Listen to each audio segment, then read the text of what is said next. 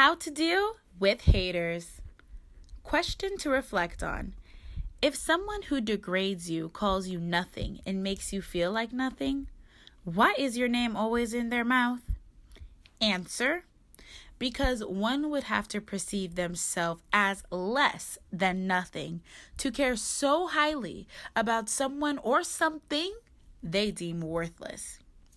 Hi, I'm Mimi, and welcome to Mimi Loves Me, a channel created to offer advice on common topics in a way that makes you respect yourself and feel more confident when pursuing the results you want.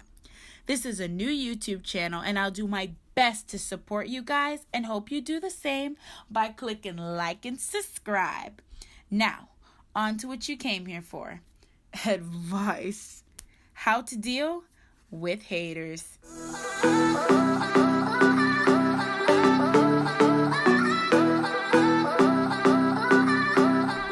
Tip 1. Let them hate. If your name is in their mouth so periodically, you can basically deem yourself a celebrity. Own that shit.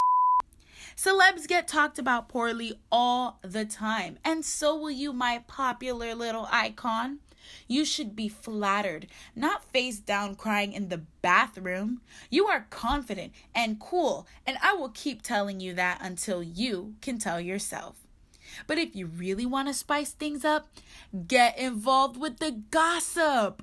Walk up to them and be like, "What are we talking about? Me? Awesome. I love that topic. What were we saying about my jiggly thighs? Was it how envious you are of my thickness? OMG. Thanks, chicas."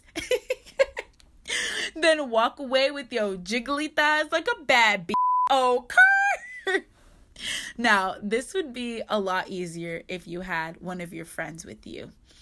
And if you have no friends, bring God. He's always somewhere in the atmosphere.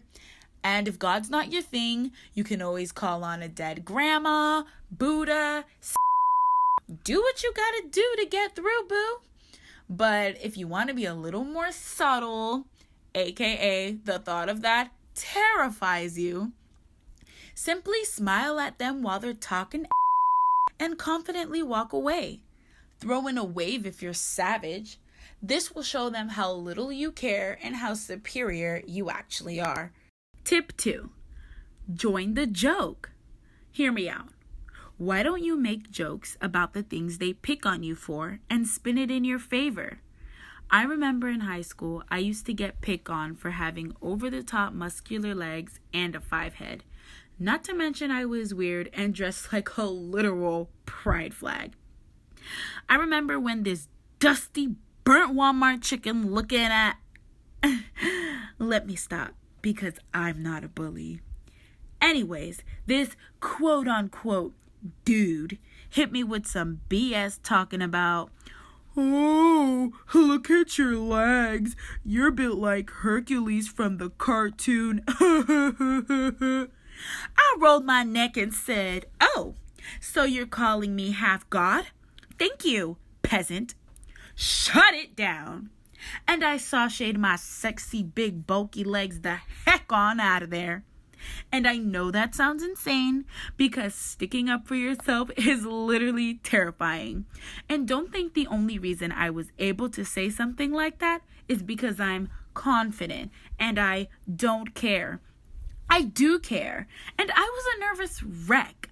I was also sad because he embarrassed me in front of the whole lunchroom with that statement, and it caused half of the kids in there to laugh at me.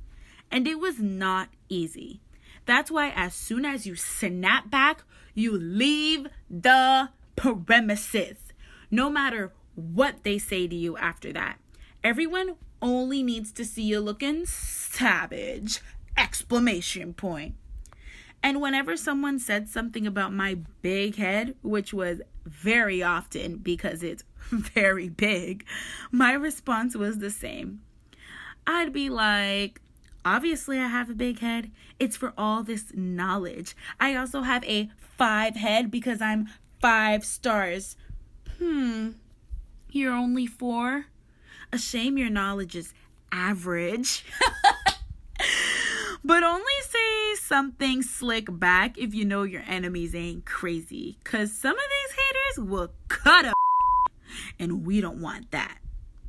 The first half of this response would have had the same power regardless if you dissed them or not. The point is, by joining the joke, you diminish its value. That's why the bullies I had ever only came around once. I had a different one every day, but they only came around once. Who's dumb enough to make fun of someone who doesn't care, doesn't give them the reaction they want, doesn't accept their S, and will possibly embarrass them? Definitely not someone with a 5 head. Tip 3. Don't take everything so seriously. Yeah, okay, they said something that hurt your feelings, but hear them out. I actually want you to listen to what they're saying about you. That way you know exactly how to stand up for yourself. And yes, you might be a little hurt and embarrassed, but if you listen, you might realize how funny it actually is. I mean, there's a reason why people laugh when they make fun of other people, right? I was self-conscious about my big head and hunky legs for years before I was able to accept and love those parts of my body. Those insults turned into compliments, and nobody was able to do that for me except me. It was because I compared myself to a Greek god when given the insult about my hunky Hercules legs. And I called myself a genius because my head was so big that it held that much knowledge. Even though I didn't believe it at first, I kept having to say it so often that now I do.